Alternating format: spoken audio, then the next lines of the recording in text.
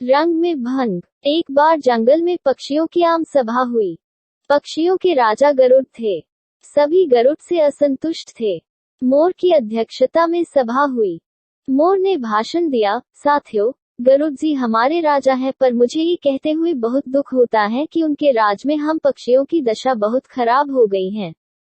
उसका ये कारण है कि गरुड़ जी तो यहाँ से दूर विष्णु लोक में विष्णु जी की सेवा में लगे रहते हैं। हमारी ओर ध्यान देने का उन्हें समय ही नहीं मिलता। हमें अपनी समस्याएं लेकर फरियाद करने जंगली चौपायों के राजा सिंह के पास जाना पड़ता है। हमारी गिनती न 3 में रह गई है और न 13 में। अब हमें क्या करना चाहिए, यही विचारने के लिए ये सभा बुलाई गई है। हुदहुद ने प्रस्ताव रखा, हमें नया राजा चुनना चाहिए जो हमारी समस्याएं हल करे और दूसरे राजाओं के बीच बैठकर हम पक्षियों को जीव जगत में सम्मान दिलाए। मुर्गे ने बांग दी, कुकू कू। मैं हुदहुद जी के प्रस्ताव का समर्थन करता हूँ। चील ने जोर की सीटी मारी, मैं भी सहमत हूँ। मोर ने पंख फैलाए और घोषणा की, तो सर्वसम्मति से तय हुआ कि हम नए राजा का चुनाव करें, पर किसे बनाएं हम राजा। सभी पक्षी एक दूसरे से सलाह करने लगे। काफी देर के बाद सारस ने अपना मुंह खोला, मैं राजा पद के लिए उल्लू जी का नाम पेश करता हूँ। वे बुद्धिमान हैं, उनकी आंखें तेजस्वी हैं, स्वभाव अति गंभीर हैं, ठीक जैसे राजा को शोभा देता है। हॉर्नबिल ने सहमति में सिर हिलाते हुए कहा, सारस जी का सुझाव बहुत दूरदर्शितापूर्ण है। ये तो सब जानते हैं कि उल्लू जी लक्ष्मी देवी की सवारी है। उल्लू हमारे राजा बन गए तो हमारा दारिद्र्य दूर हो जाएगा। लक्ष्मी जी का नाम सुनते ही सब पर जादू सा प्रभाव हुआ। सभी पक्षी उल्लू को राजा बनाने पर राजी हो गए।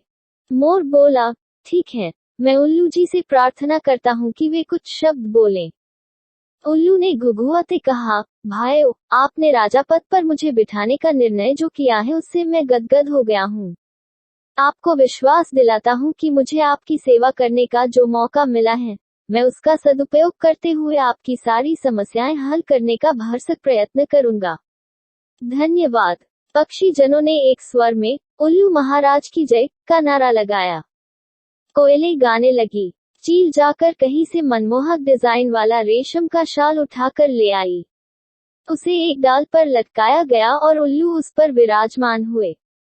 कबूतर जाकर कपड़ों की रंग बिरंगी लीरें उठाकर लाए और उन्हें पेड़ की टहनियों पर लटकाकर सजाने लगे। मोरों की टोलियां पेड़ के चारों ओर नाचने लगी। मुर्गों व शतुरमुर्गों ने पेड़ के निकट पंजों से मिट्टी खोद खोद कर एक बड़ा हवन तैयार किया।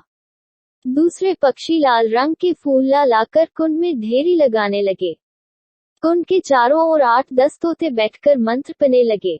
बया चिड़ियों ने सोने व चांदी के तारों से मुकुट बुन डाला तथा हंस मोती लाकर मुकुट में फिट करने लगे।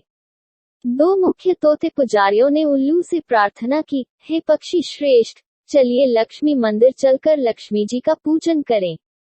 निर्वाचित राजा उल्लू तोते पंडितों के साथ लक्ष्मी मंदिर के ओर उठ चले। उनके जाने के कुछ क्षण पश्चात ही वहां कौवा आया।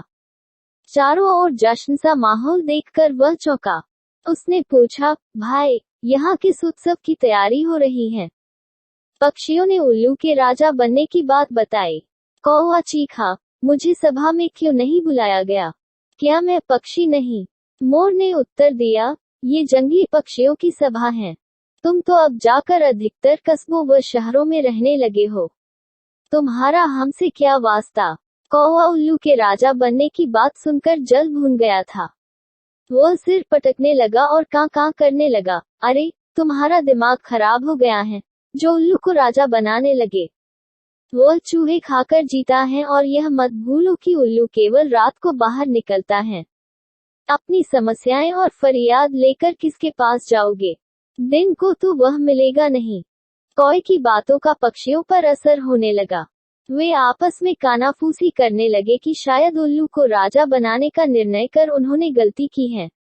धीरे धीरे सारे पक्षी वहां से खिसकने लगे। जब उल्लू लक्ष्मी पूजन कार तोतों के साथ लौटा तो सारा राज्याभिषेक स्थल सूना पड़ा था। उल्लू घुघुआया, सब कहाँ गए? उल्लू की सेविका खंडरिच पेट पर से बोली, कौवा आकर सबको उल्टी पट्टी पढ़ा गया। सब चले गए। अब कोई राज्याभिषेक नहीं होगा। उल्लू चोंच पीसकर रह गया। राजा बनने का सपना चूर चूर हो गया। तब से उल्लू कौओं का बैरी बन गया और देखते ही उस पर झपटता है। सीखा कई में दूसरों के रंग में भंग डालने की आदत होती है और वे उम्र भर की दुश्मनी मोल ले बैठते हैं। अगर आपको वीडियो अच्छा लगा तो सब्सक्राइब करें और शेयर करें एजुकेशन स्टोरी।